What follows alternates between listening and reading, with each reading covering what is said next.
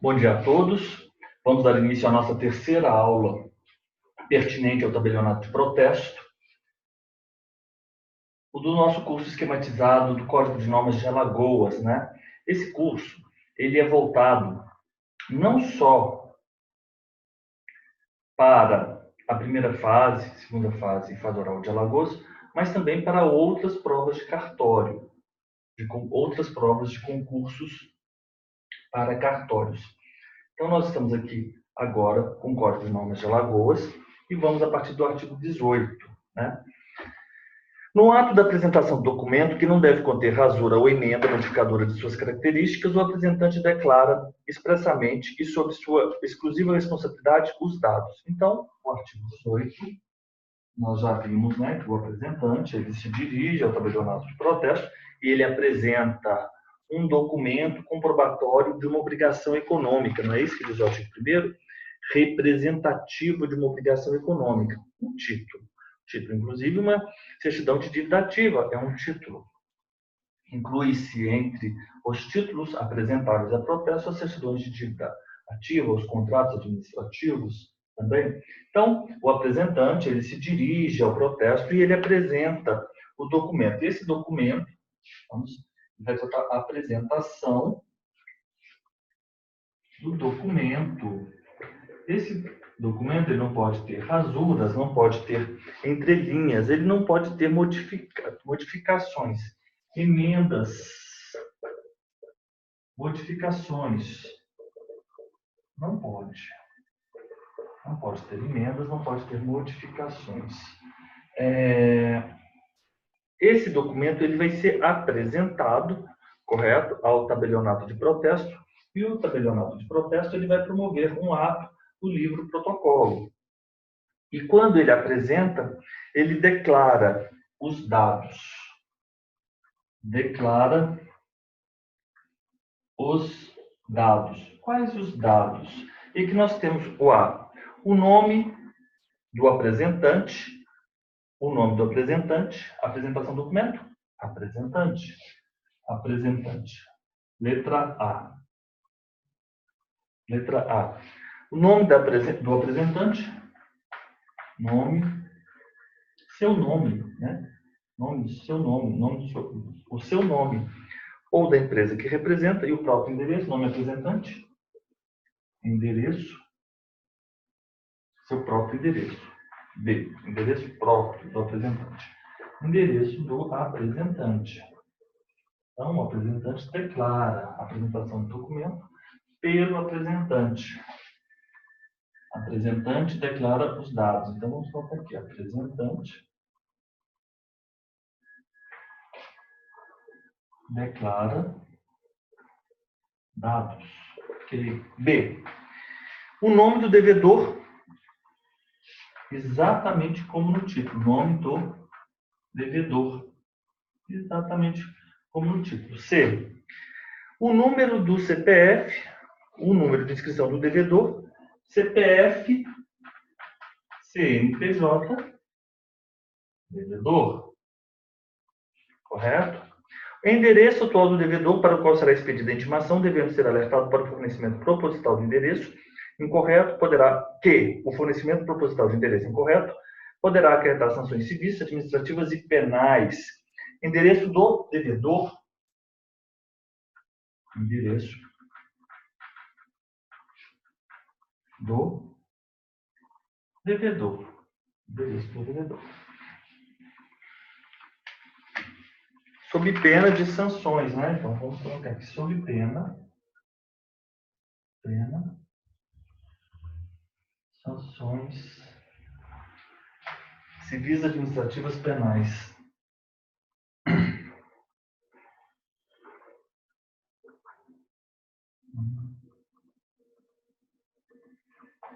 Letra E. O valor do documento, com os acréscimos legais ou convencionais, o qual não sofrerá variação entre a data do apontamento e a do eventual pagamento ou protesto. Ótimo, essa informação é muito relevante. Salvo acréscimo dos emolumentos e despesas devidas ao tabelionato, ok? Valor dos emolumentos, ou valor do documento, né? Valor do documento. o valor do documento, né? Mais acréscimos. Se o protesto era para fins de falência, informa-se o protesto é para fins de falência. Então, só organizar essa câmera um pouquinho. E eu acho que melhorou. Então, aqui o artigo 18 ele vai dizer o que o apresentante, no momento em que ele apresenta o documento, eu não tenho problema com redundância. Eu acho extremamente importante ser redundante. Por quê? Grande parte da dificuldade que nós, operadores do direito, temos em se decifrar a lei vem, talvez, de concordâncias ou de remissões inadequadas. Então, para fins assim, didáticos, para que tenhamos assim, de forma bem clara, vamos ser redundantes. Então, o apresentante, ele apresenta um documento. Na apresentação desse documento, esse apresentante, ele vai declarar ao oficial, ao tabelião de protesto. E ele o que declara? Dados. Ele declara dados. Quais são eles?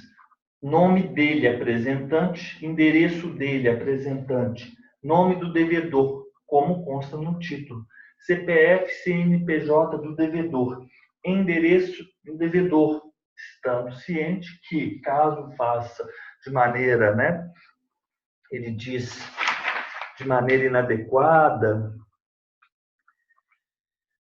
caso forneça proposital endereço incorreto, caso faça de maneira proposital, fornecendo endereço incorreto, terá que arcar com as sanções civis, administrativas, penais. Qual o valor do documento? Se o protesto é para fins de falência ou não.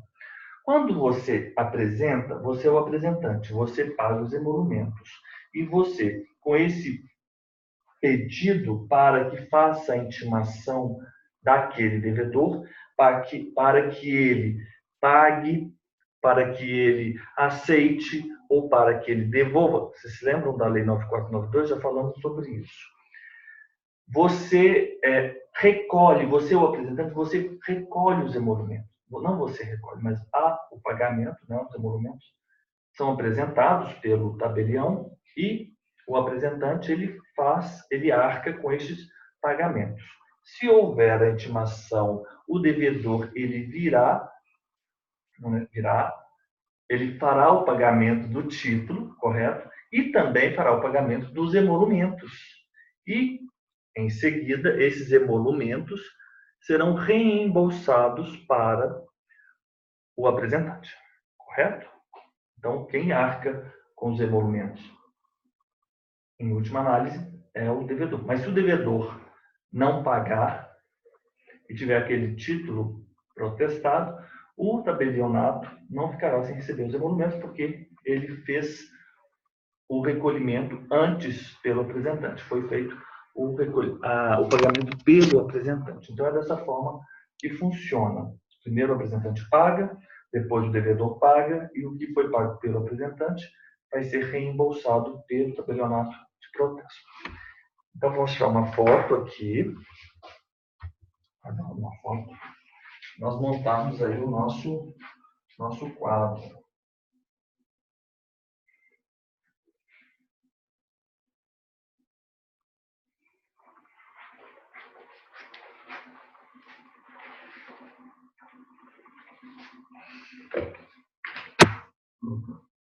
Esse meu celular aqui, antes que acabe a bateria. Tudo bem. Então, vamos continuar. O tabelião ficou obrigado a adotar o endereço declarado pelo apresentante na remessa da intimação ao devedor, ainda que seja diferente do endereço gravado no documento apresentado.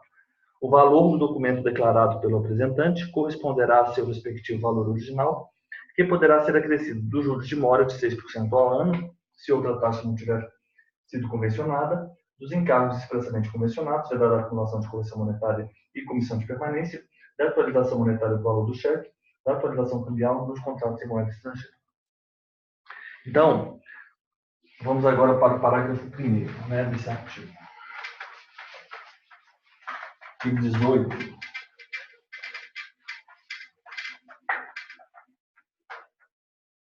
Artigo 18. Parágrafo 1º. Artigo 18, parágrafo 1º. O tabelião é obrigado a adotar o endereço declarado pelo apresentante na remessa da intimação. Então, vamos colocar assim, remessa da intimação. A remessa da intimação, remessa da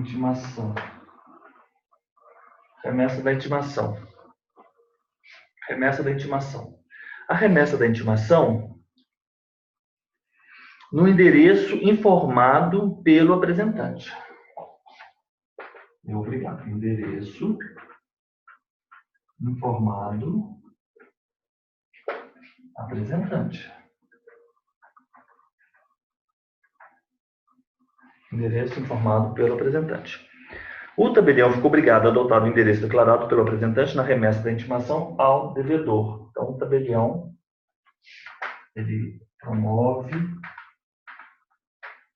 a remessa da intimação a quem? Ao devedor. O endereço informado pelo apresentante. O valor do documento declarado pelo apresentante corresponderá ao seu respectivo original e acrescido. O parágrafo 2º. O valor do documento declarado corresponde... Qual é o valor do documento? O valor do documento declarado é igual ao valor original. Valor original constante no título. Valor do título. E pode ser acrescido. O que posso ter ainda acrescido? Pode ser acrescido. E aí vamos lá. Juros de mora de 6% ao ano. Juros de mora. Então vamos lá. Juros de mora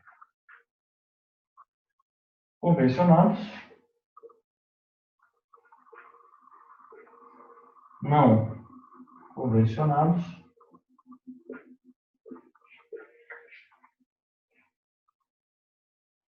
$6 ao ano.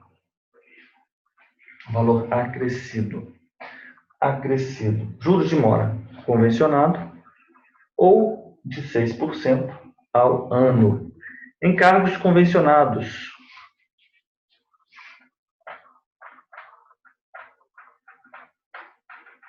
Encargos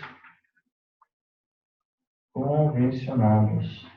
Quais são os encargos expressamente convencionados? Vedada a acumulação de correção monetária e comissão de permanência. Eu não posso ter vedada acumulação de correção monetária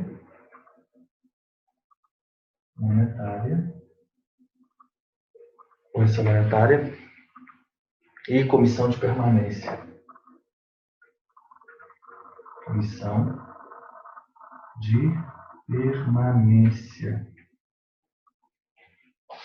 A, B, C. Atualização monetária do valor do cheque.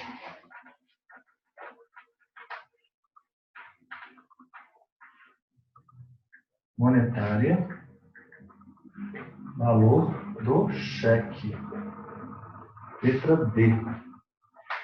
Atualização cambial nos contratos de moeda estrangeira.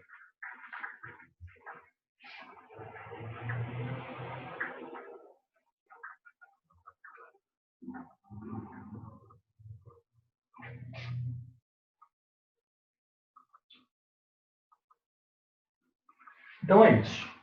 O tabelião ele é obrigado a promover a remessa da intimação para o devedor no endereço informado pelo apresentante. Ok. Qual é o valor do documento declarado? O valor original do título. E pode ser ainda acrescido. O que eu posso acrescer ao valor do que consta no título? Juros de mora. Se forem convencionados, os juros convencionados. Caso contrário, 6% ao ano. Os encargos convencionados. Claro, Mas veda-se, o que é vedada? A acumulação de correção monetária e comissão de permanência. Atualização monetária do valor do cheque e atualização cambial nos contratos em moeda estrangeira. Vamos aqui, 9492. Peço gentileza que os senhores tenham em mãos.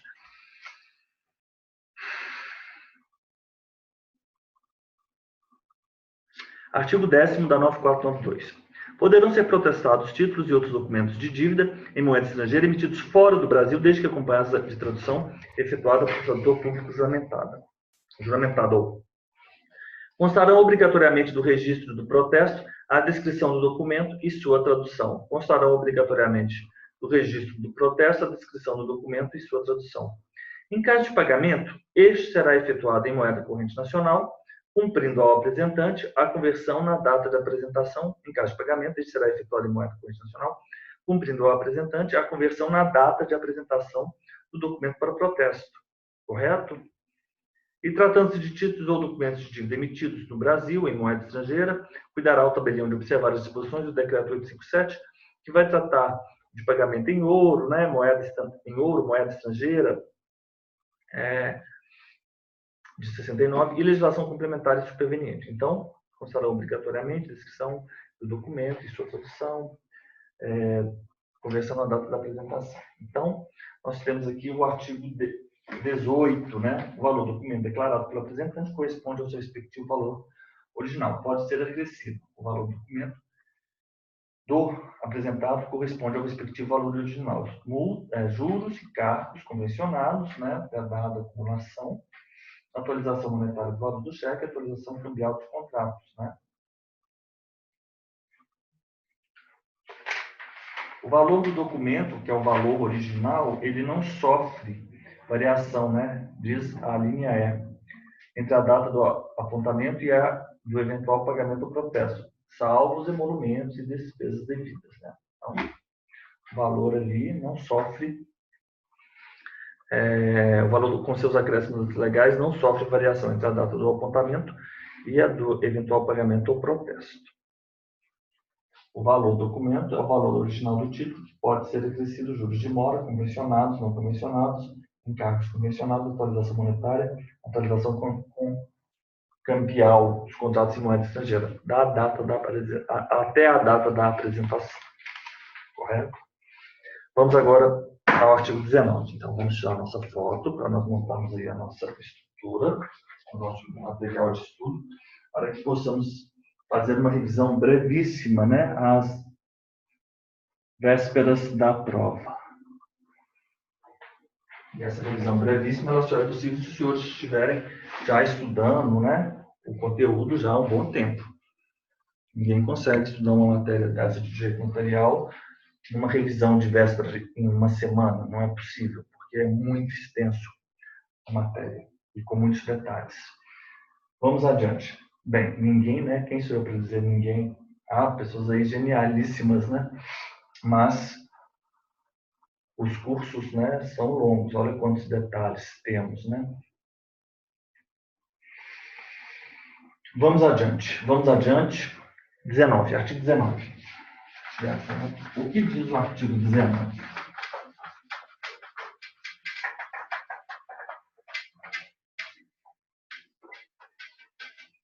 O artigo 19 diz que os dados contidos nos documentos a protestar poderão também ser apresentados em meio magnético ou transmitidos via internet, desde que o apresentante declare e-mail em papel ou eletronicamente, com assinatura digital, ser responsável pela veracidade dos dados gravados, que devem conter os elementos do artigo 18, que nós já vimos. Ao enviar a reprodução digitalizada do documento de dívida, firma a declaração garantindo a origem e a integridade do documento digitalizado, bem como sua posse, comprometendo-se a exibi-lo sempre que exigido, especialmente na hipótese de sustentação judicial do processo. Okay? O apresentante é responsável pela veracidade dos dados fornecidos, fica na cargo do tabelionato a mera instrumentalização dos mesmos, devendo ser mantida a integridade da gravação pelo prazo mínimo de 30 dias. Quando transmitidos via internet, os dados deverão estar protegidos pela assinatura digital do apresentante no âmbito do ICP Brasil, Sempre que haja previsão legal, o documento poderá ser protestado por indicações do apresentante que se limitarão a conter os mesmos requisitos lançados pelo credor ao tempo da emissão do título, vedada a exigência de qualquer outra formalidade não prevista. O documento redigido em língua estrangeira deverá estar acompanhado da tradução feita por tradutor público juramentado e da certidão de seu registro no Serviço de Títulos e Documentos. Então, aqui nós temos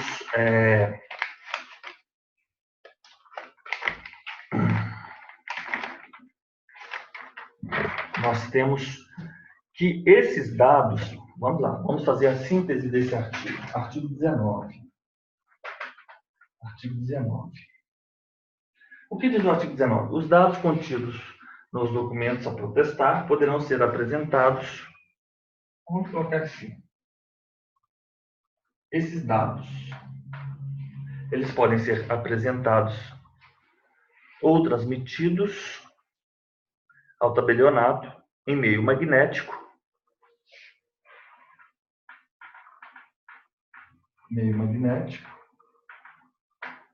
ou via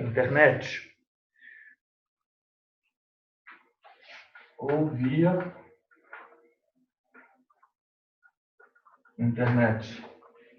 Meio magnético ou via internet.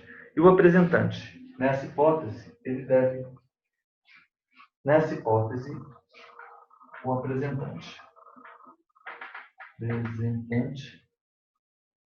ele declara. O que o apresentante declara? Em papel ou meio eletrônico, em papel,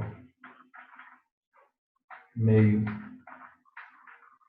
eletrônico, o que ele declara em papel meio eletrônico, e se for meio eletrônico, obrigatoriamente protegido por assinatura digital do apresentante, ou outro meio de comprovação, assegurado por login e senha, declara. Vamos colocar aqui, declara. Ser responsável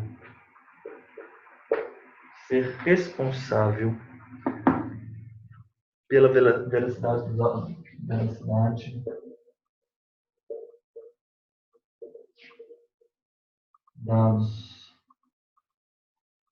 gravados. Então, os dados, eles podem ser apresentados ao tabelionato em meio magnético ou via internet.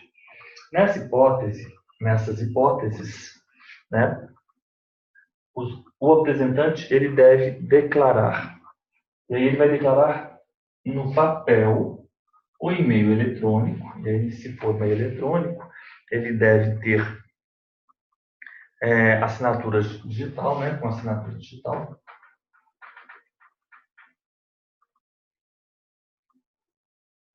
O apresentante declara ser responsável pela veracidade dos dados gravados. Ponto. E esses dados, eles devem conter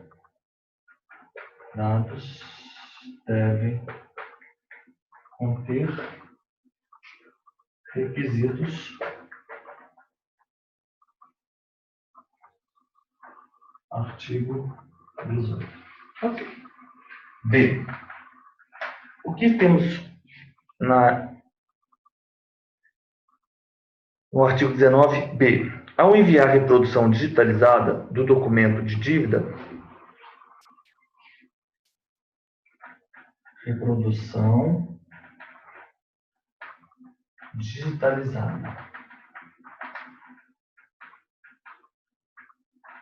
documento dívida. Reprodução digitalizada, documento de dívida. Declaração. Garantindo origem, integridade. Origem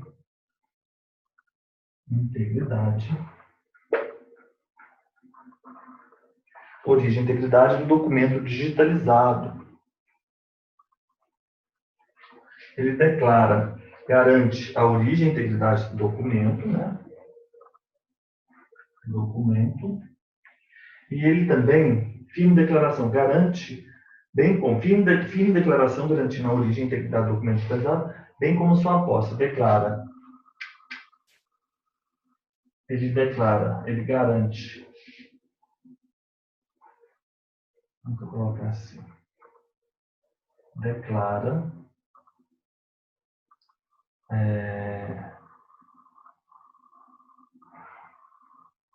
ter a posse, comprometendo-se a exibi-lo sempre que exigido.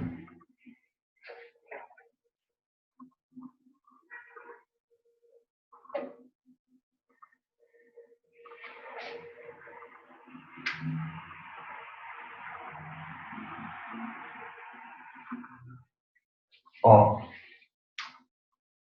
artigo 19. Os dados contidos naqueles documentos que são apresentados ao tabelionato,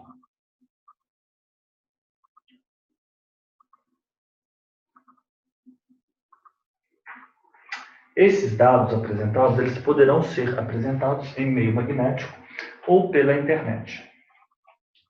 E essas informações devem se obedecer ao artigo 18, né? Vou colocar aqui. Artigo 18. Os dados apresentados, eles podem ser por meio magnético ou via internet, atendendo-se ao artigo 18. Nessa situação, o apresentante ele obrigatoriamente deve declarar, ou ele vai declarar em papel, ou e-mail eletrônico com assinatura digital, que ele é responsável ele declara responsável pela veracidade dos dados gravados. E no envio, né, de reprodução digitalizada de documento de dívida, ele também declara, o apresentante também declara, eu vou substituir aqui o apresentante, ele vai declarar, ele declara em papel ou em meio eletrônico, ser responsável pela veracidade, e ele declara a origem e a integridade. Ele declara o quê? Que ele garante a origem, ele declara garantir a origem e a integridade do documento, bem como ele declara ter a posse. Declara, então vamos colocar aqui, garantir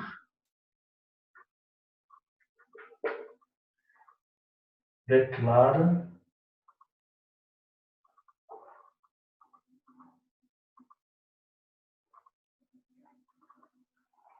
ter posse, compromete-se a exibir o documento. Então, isso é o que nós temos no artigo 19, A e B. Muito simples, né? Os dados podem ser enviados por meio magnético, pela internet. Ele vai declarar, se isso ocorrer, se os dados forem enviados, que ele é responsável pela veracidade dos dados gravados e que, na hipótese de reprodução digitalizada, envio da reprodução digitalizada de documento de dívida, que ele garante a origem e integridade deste documento e tem a posse daquele documento. Agora vamos aí passar para os parágrafos, né? Vamos passar para os parágrafos. Vamos passar para os parágrafos.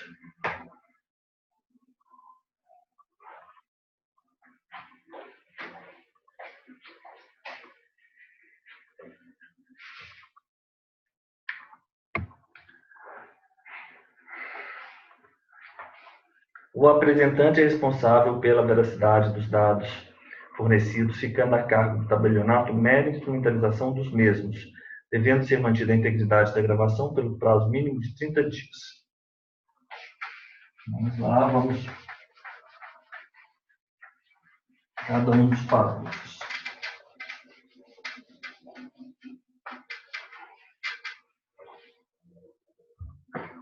Parágrafo 1º. Artigo 19, parágrafo 1º. Artigo 19, parágrafo 1º. O apresentante responsável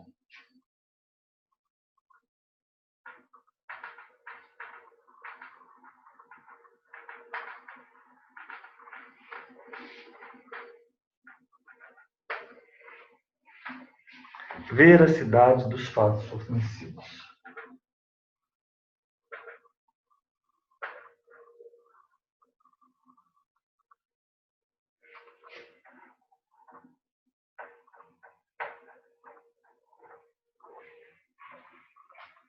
Tabelionato.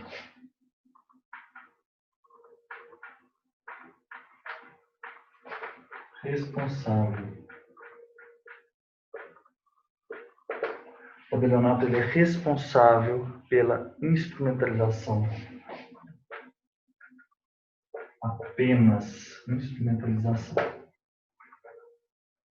Então, o apresentante é responsável pela veracidade dos dados fornecidos, ficando o tabelionato responsável pela instrumentalização dos dados. Integridade da gravação mantida mínimo. Gravação mínimo 30 dias. Parágrafo 2º. O que diz o parágrafo 2º? Quando transmitido via internet, mínimo de 30 dias. Os dados deverão ser protegidos pela assinatura digital do apresentante. Nós dissemos que os dados eles podem ser por meio magnético, nós vimos isso, como também pode ser pela internet. Nessa hipótese de haver a transmissão pela internet, os dados devem estar protegidos por assinatura. Nós falamos disso. Assinatura. Essa, na verdade, é uma assinatura digital. No âmbito do Infraestruturas de Chaves Públicas ICP Brasil. No âmbito do ICP Brasil. Ou outro meio, internet. Então, vamos colocar assinatura pelo ICP Brasil ou outro meio que assegure, né, comprovação, e outro meio de comprovação, e outro meio assinado ou por outro meio de comprovação com algum senha.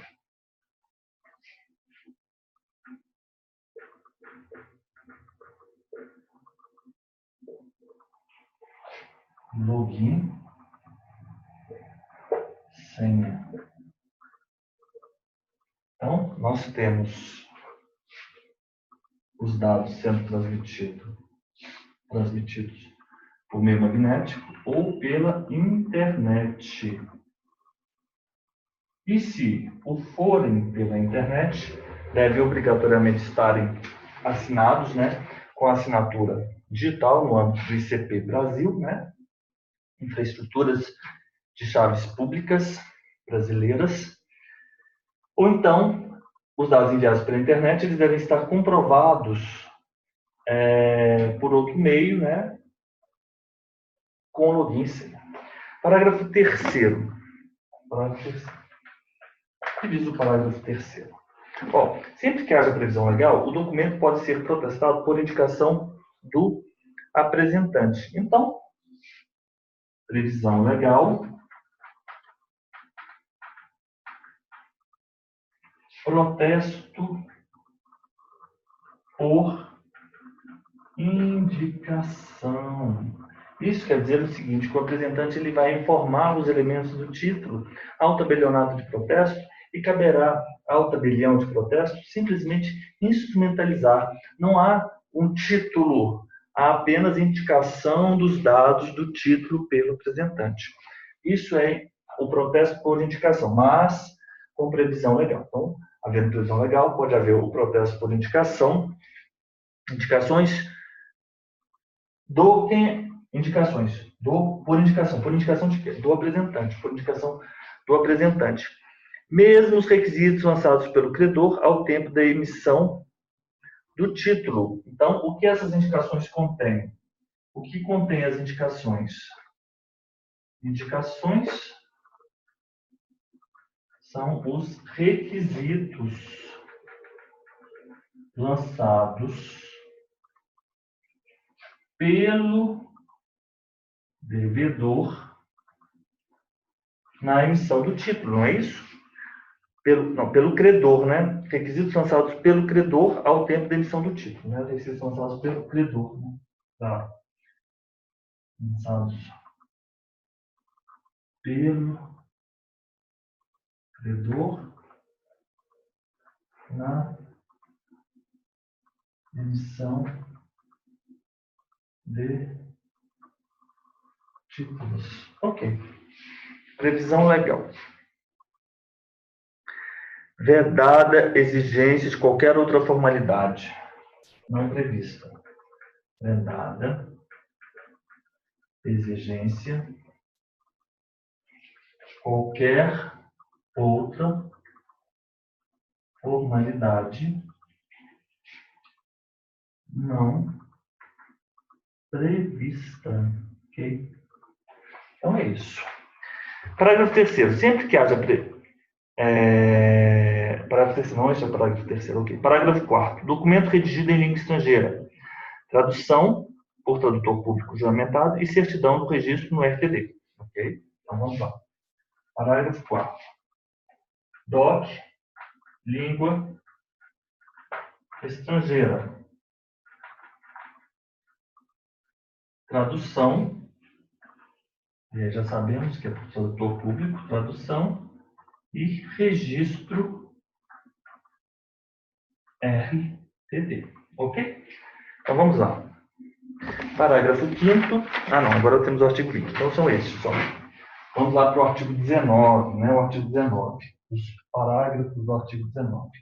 No artigo 19, dissemos, né, no caput, que os dados, né, apresentados pelo apresentante, eles poderão ser por meio magnético ou pela internet.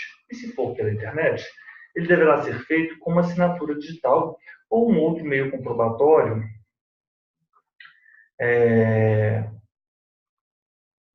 da autoria do envio daqueles dados ao tabelionato que com login e senha. Ok, então aí tudo bem.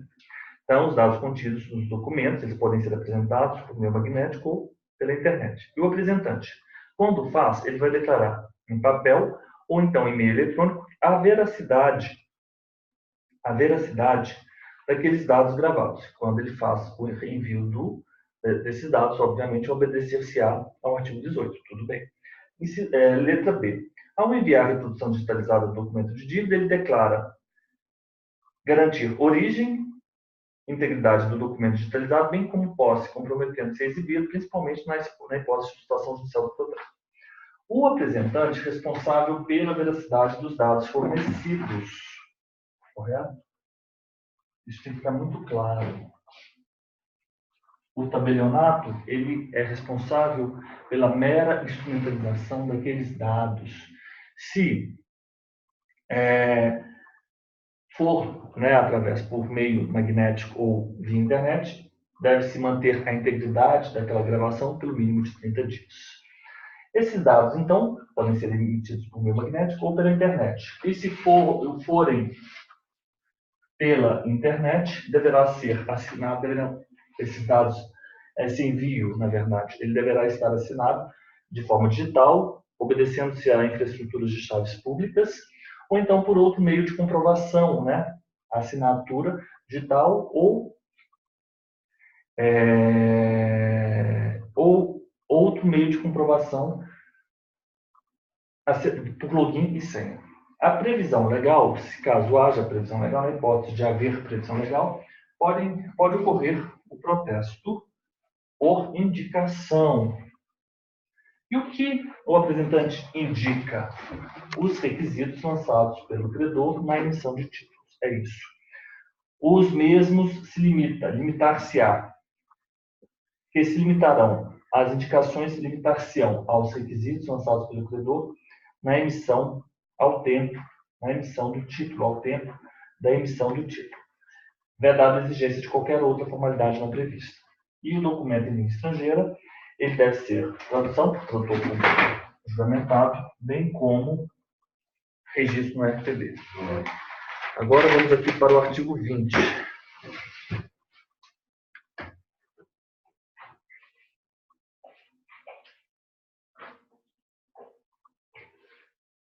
Vamos aí, artigo 20.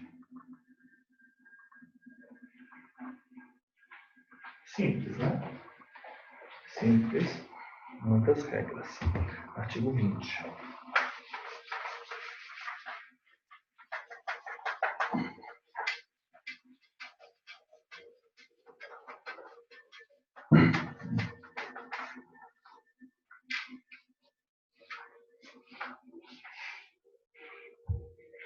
Artigo 20. Os títulos emitidos no país não podem estipular pagamento em ouro, em moeda estrangeira, ou por alguma forma restringir ou recusar o curso legal da moeda brasileira, ressalvados. Pessoal, esse artigo 20, ele reproduz esse decreto número 857. Esse decreto 857. Vamos lá? Então eu vou buscá-lo aqui no Google, no site do Planalto. Então, vamos lá no site do Planalto. Decreto 857. Ele é de 1969.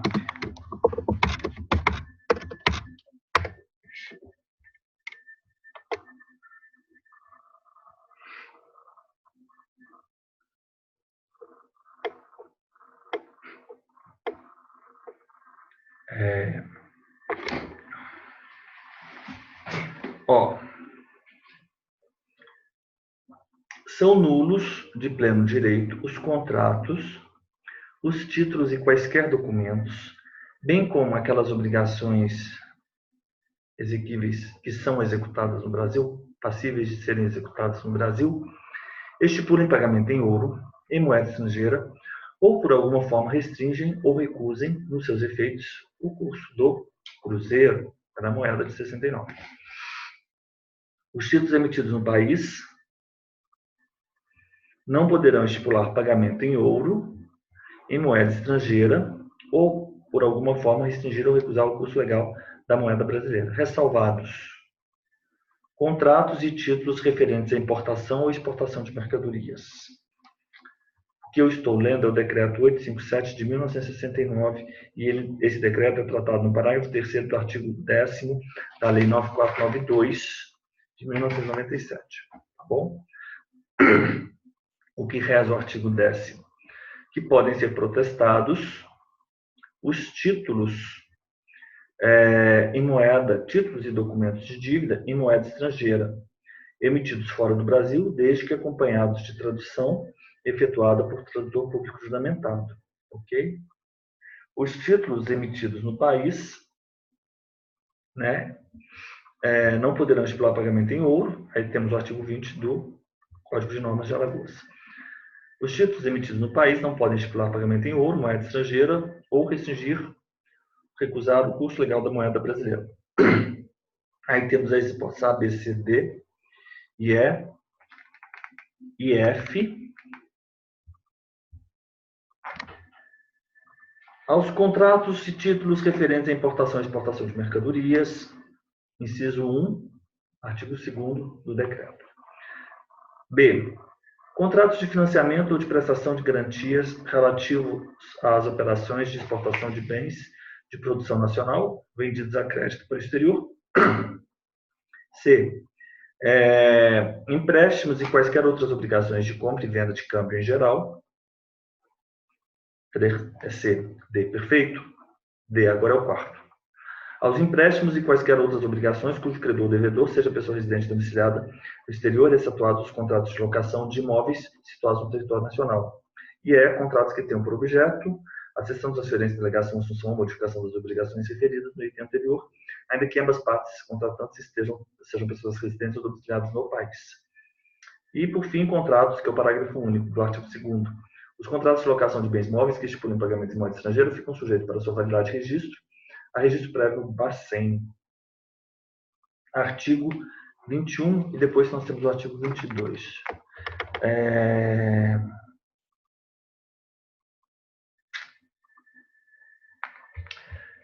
Então, para quem acha que estudar pelo Código de Alagoas não está estudando, porque afinal o desembargador disse que não vai cobrar matéria do Código de Normas, como é que os senhores me explicam isso? O Código de Normas, ele traduz a legislação notarial e registral. Então, vamos sim Vamos utilizar porque ele organiza a matéria notarial registral, correto? Então vamos lá sim estudar pelo Código de Normas.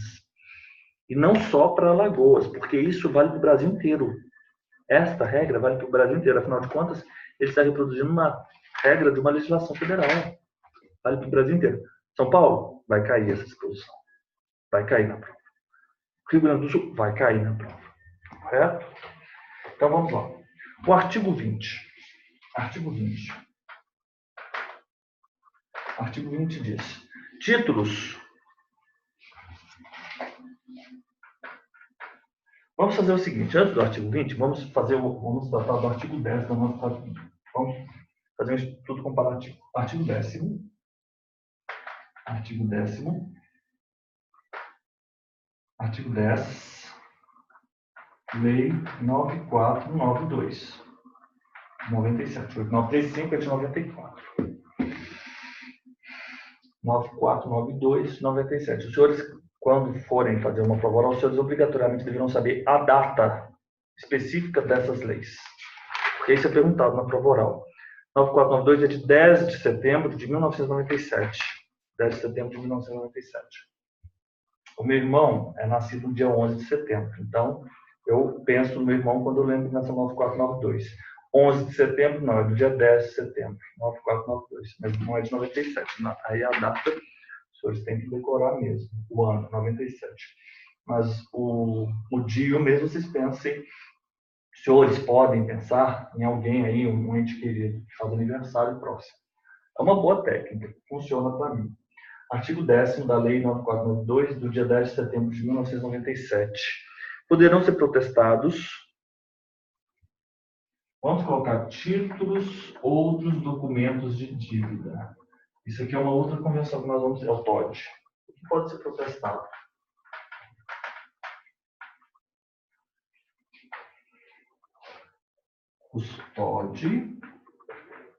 Custódia em moeda estrangeira. Moeda estrangeira. Moeda estrangeira. Custódia em moeda estrangeira. Emitidos fora do país, mas com tradutor. Estrangeira. Fora do país, mas obrigatoriamente eles devem estar com a tradução, acompanhados da tradução. Bem, isso aí é o que diz o artigo 10 do 9492. Constarão obrigatoriamente do registro a descrição do documento e a tradução. Em caso de pagamento, ele será feito em moeda corrente nacional, cumprindo ao apresentante a conversão na data da apresentação. E parágrafo 3º, tratando-se de títulos ou documentos de dívida emitidos no Brasil em moeda estrangeira, cuidará o tabelião de observar as disposições do decreto 857. Esse aqui é fora do país, né? Então vamos lá. Parágrafo 1º. Vamos colocar aqui o parágrafo 1º. Registro do protesto. O que deve ter no registro do protesto? Descrição do documento e tradução. Descrição, documento, tradução. Parágrafo 2º. O que diz o parágrafo 2º? Em caso de pagamento, este será efetuado em moeda corrente nacional. O pagamento, obrigatoriamente, moeda corrente nacional. Moeda corrente nacional. O pagamento será em moeda corrente nacional. E o apresentante faz a conversão na data do protesto, da apresentação.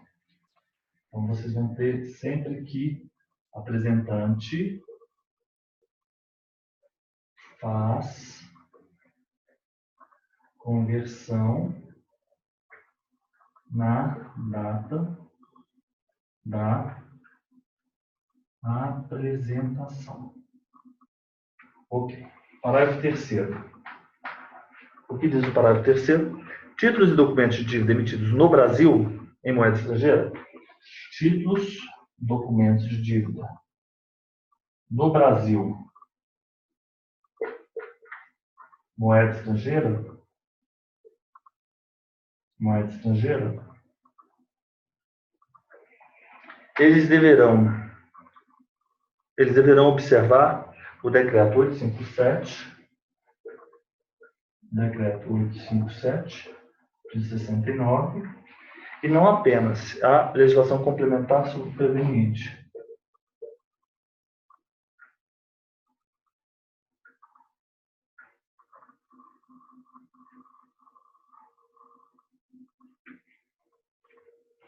Superveniente. Artigo 10º.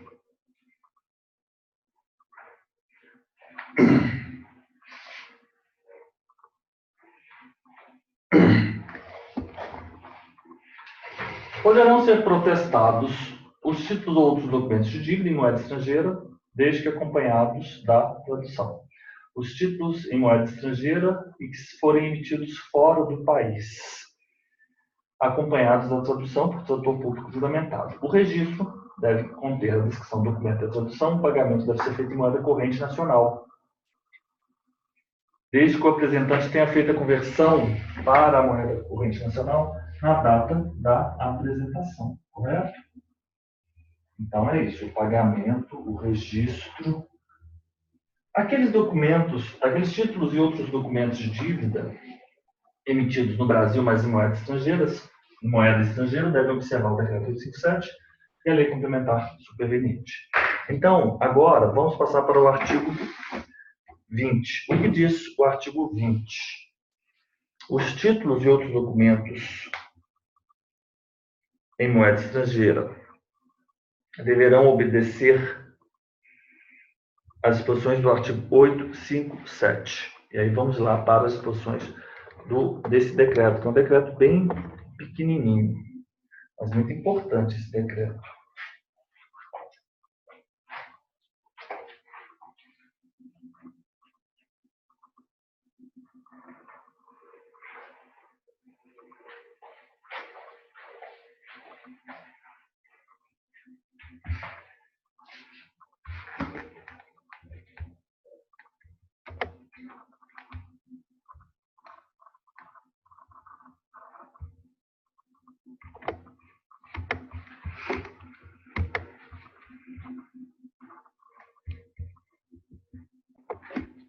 Nos termos do artigo 20 do nosso Código de Normas, os títulos ou outros documentos de dívida, que eu vou convencionaremos chamar TOD, emitidos no país, esses TOD que são emitidos no país, eles não podem estipular pagamento em ouro, em moeda estrangeira, ou restringir o curso da moeda nacional. Não pode. As exceções são as elencadas no artigo A ao F, que reproduzem alíneas A a F, que reproduzem no artigo 2º, os incisos do artigo 2º do supracitado, o artigo 85 do decreto 857. Quais seriam as exceções? Então vamos colocar aqui as exceções. Primeira exceção. Contratos, títulos, referentes. Vamos colocar. Contratos, títulos,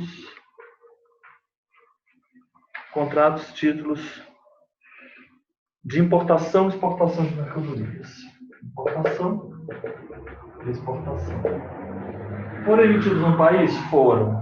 Mas convencionados estipular o pagamento em moeda estrangeira? Estipulado. É permitido? É permitido.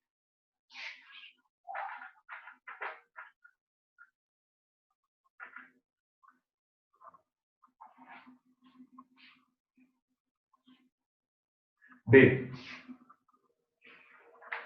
Contratos de financiamento ou de prestação de garantia.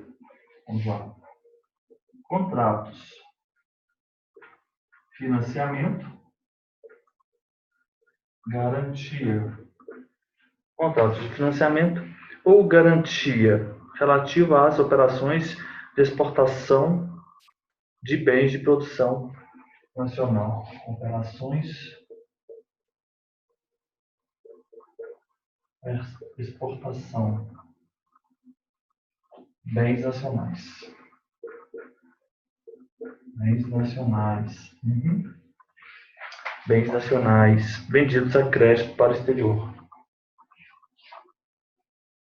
Venda a crédito para o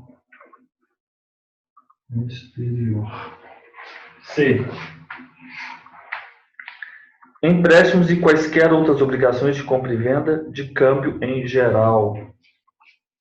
Empréstimos, vamos colocar de forma sintética. Empréstimos, obrigações,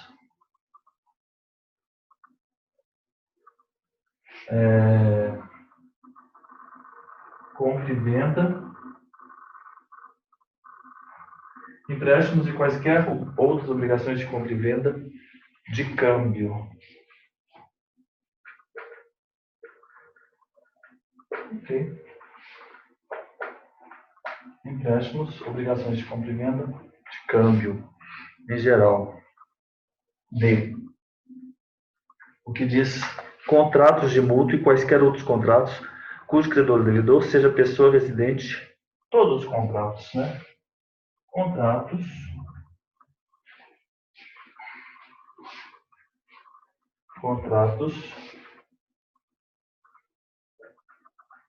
em que o credor e o devedor seja pessoa residente domiciliada no exterior. Residente domiciliada no exterior. Residente domiciliada no exterior. Excetuados os contratos de locação de imóveis, exceto imóveis no Brasil. Exceto contratos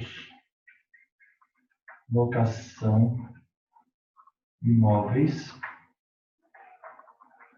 no Brasil. Ok. Letra E, por sua vez, contratos que tenham por objeto a cessão, transferência, delegação ou assunção. Vamos colocar aqui. Contratos que tenham por objeto o quê? Cessão, transferência, delegação, assunção. Modificação de obrigações,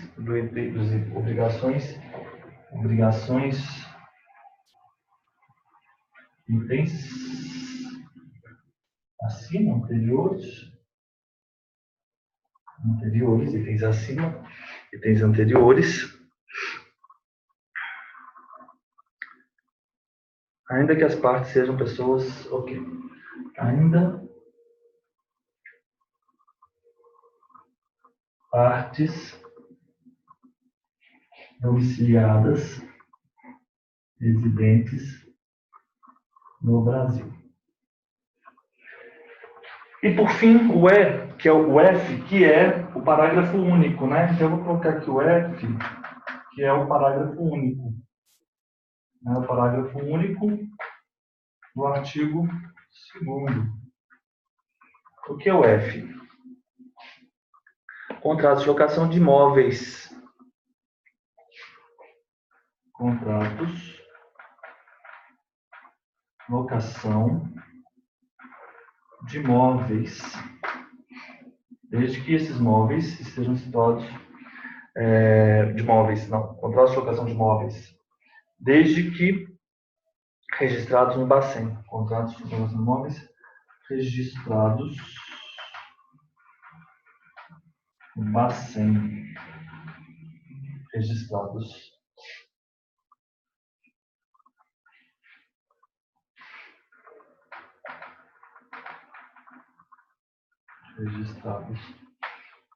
no Bacen.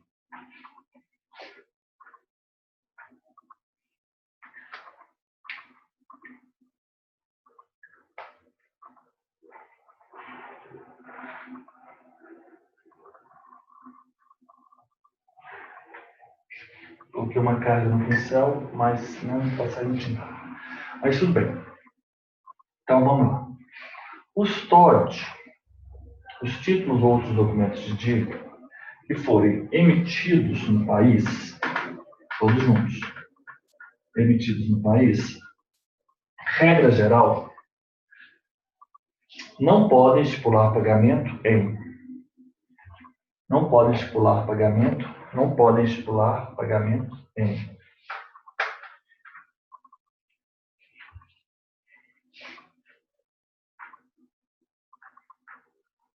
Não podem estipular pagamento em ouro, moeda estrangeira, ou restringir o curso da moeda nacional.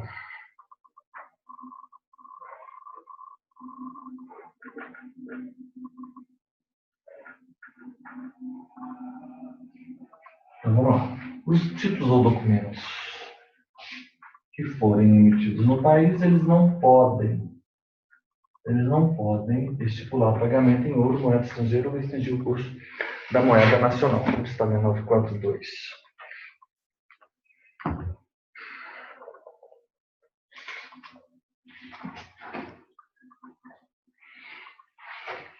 Os títulos ou outros documentos de dívida, eles não podem estipular pagamento em ouro, moeda estrangeira ou restringir o curso da moeda nacional. Quais seriam as exceções? Isso está previsto no artigo 20. E também reproduz o artigo 1º do Decreto 857. Quais seriam as exceções?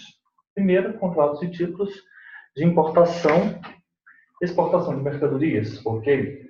Contratos de financiamento ou prestação de garantia relativos às operações de exportação de bens nacionais para vendas a crédito no exterior, vendidos a crédito para o exterior, vendidos a crédito para o exterior.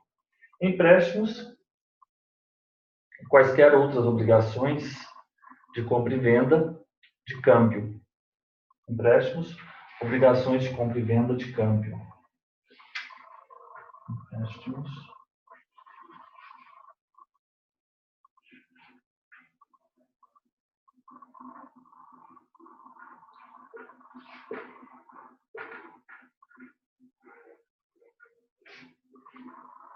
Obrigações de compra e venda de câmbio.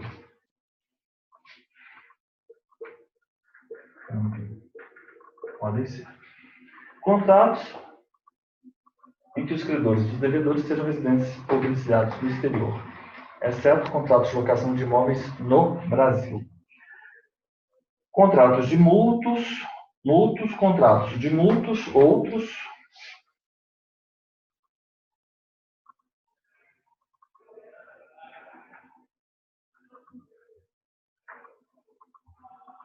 Em que os credores e os devedores sejam residentes ou domiciliados no exterior, exceto contratos de locação de imóveis e imóveis localizados no Brasil. Contratos que tenham por objeto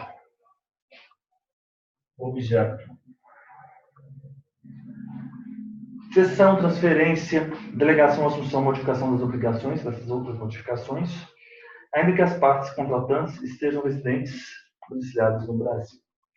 Então, nós temos as hipóteses, em que os títulos ou outros documentos de dívida eles podem ser emitidos em moeda estrangeira, contratos, títulos de importação e exportação, contratos de financiamento, contratos de garantia de operações de exportação de bens nacionais, que são vendidos a crédito para o exterior.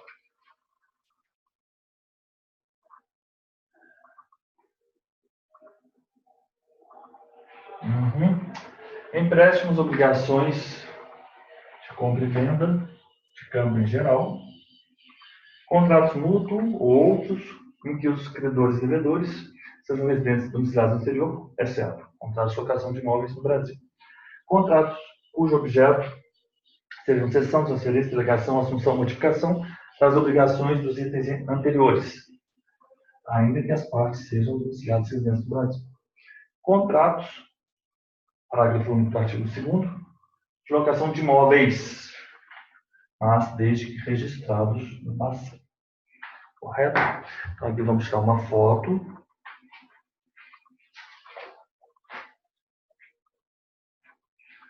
Essas são as hipóteses, que excepcionam a regra do artigo 20.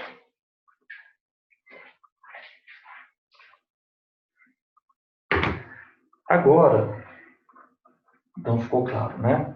Nós temos que ler sempre o artigo 10º em consonância com o artigo 20, artigo 10 da 9492. Poderão ser protestados os TOD em moeda estrangeira emitidos fora do Brasil, desde que acompanhados da tradução efetuada por setor público juramentado. Então, pode ser protestado o TOD. Regra geral, não se pode estipular pagamento em ouro, moeda estrangeira e restringir curso da moeda nacional. Não se pode emitir os TODs emitidos no país, não podem estipular pagamento em ouro e moeda estrangeira ou restringir o curso da moeda nacional. Mas alguns títulos ou documentos de dívida emitidos no Brasil, eles podem, no país, eles podem se estipular pagamento em moeda estrangeira. E quais seriam estes? Contratos de títulos de importação e exportação, contratos de financiamento e garantia para operações de exportação de bens nacionais, vendidos a crédito para o exterior, empréstimos, obrigações de compra e venda de câmbio, contratos, mútuo ou outros em que os credores desejam residência no exterior, exceto locação de imóveis situados no Brasil, contratos cujo objeto sejam alterações dessas obrigações anteriores, ainda que as partes residam no Brasil. Contratos de locação de imóveis registrados no Bacen. Estes podem ser estipulados o pagamento em moeda estrangeira. E se eles podem ser estipulados o pagamento em moeda estrangeira, esses contratos eles podem ser apresentados para protesto nos termos do artigo 10º, porque, afinal de contas, podem ser protestados os títulos ou outros documentos de dívida em moeda estrangeira, emitidos fora do país, porque esses aqui são emitidos no país, né? Mas se os emitidos fora, pode também, desde que sejam acompanhados de tradutor público juramentado. Estes são emitidos no país, eles são protestáveis. Os fora do país também o serão, mas com tradutor público juramentado, estes não necessariamente. Não se necessita, não necessariamente não. Então é isso. Então, os TOD emitidos no país não podem estipular pagamento em moeda estrangeira. Quando poderão fazer? Nessas hipóteses. Então, estes são protestáveis? Estes são protestáveis. Aqueles outros emitidos fora do país são protestáveis? São protestáveis. E aí você converte a taxa do câmbio do dia da apresentação. Ok. Então, já vimos isso. Agora vamos aí para o artigo 21.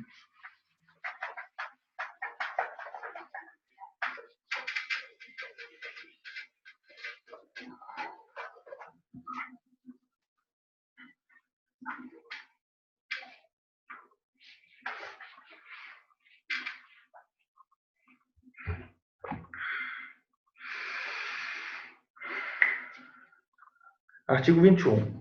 Artigo 21. O apresentante, ele apresenta um TOD. Ele apresenta um TOD, tem uma data de apresentação, ele apresenta ao tabelião. Correto? Correto. Quando ele apresenta esse TOD, é informado uma série de dados, correto? Sim, é informado uma série de dados ao tabelião. Então, ele é responsável por esses dados. O tabelião, não. Simplesmente instrumentaliza aqueles dados e atenta para caracteres formais do TOD. Tudo bem? Então, o que diz? Um apresentante, ele apresenta ao tabelião. E o que o tabelião entrega ao apresentante? É isso que diz o artigo 21. Comprovante contendo as características essenciais do documento apresentado. 21A. Comprovante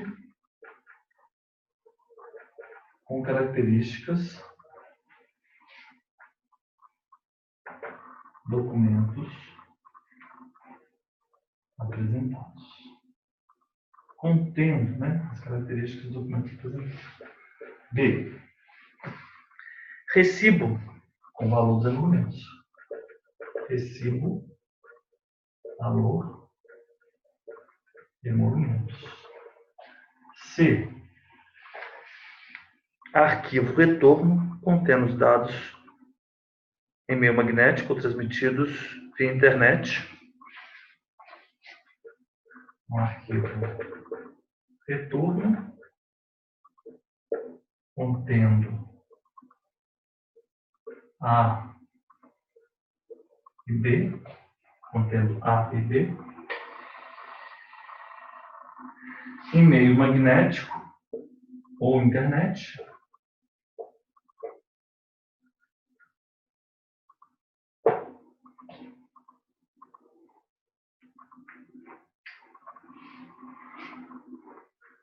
na hipótese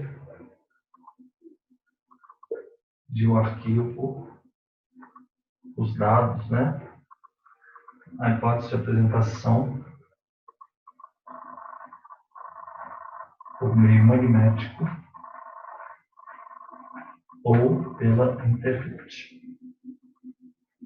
Como assim? O artigo 21 diz o seguinte: o tabelião de protesto ele vai entregar ao apresentante comprovante de entrega que contém características dos documentos apresentados, recibo com valor dos emolumentos, como eu disse, os emolumentos adiantados, né? Porque o apresentante paga para posterior reembolso, né? Pelo tabelião, tão logo o devedor faça o pagamento. E o arquivo retorno, contendo o comprovante com as características dos documentos apresentados e o recibo dos emolumentos, na hipótese de apresentação em meio magnético ou pela internet. Então, esse arquivo retorno ele será também em meio magnético. Esse arquivo retorno ele será em meio magnético ou internet, na hipótese de apresentação em meio magnético ou na internet, correto? Então, se a apresentação se deu em meio magnético ou internet,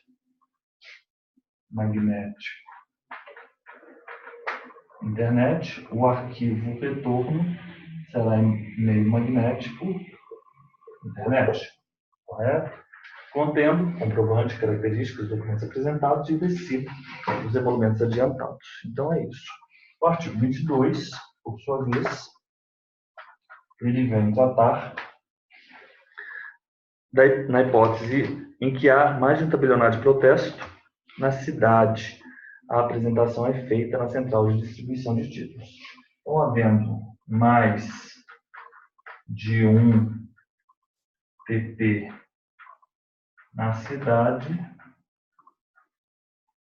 mais de um TP na cidade, mais de um tabelionato de protesto na cidade, mais de um TP na cidade. Então, você apresenta o título, o documento, a apresentação do TOD no distribuidor. Apresentação do TOD, onde ocorre? Na central de distribuição de títulos.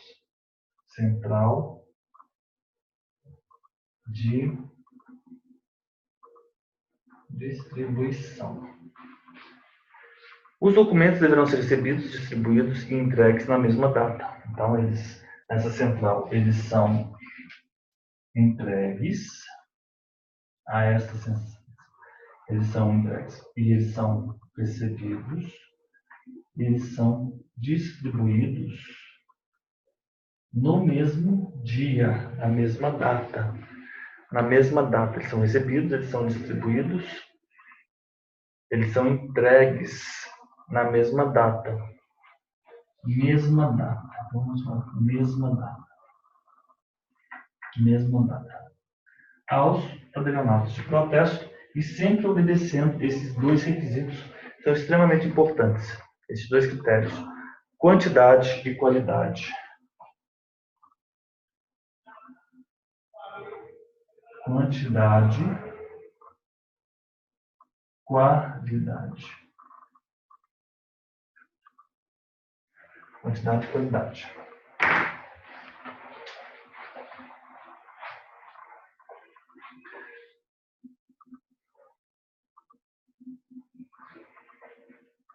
Então, muito simples isso. Muito simples.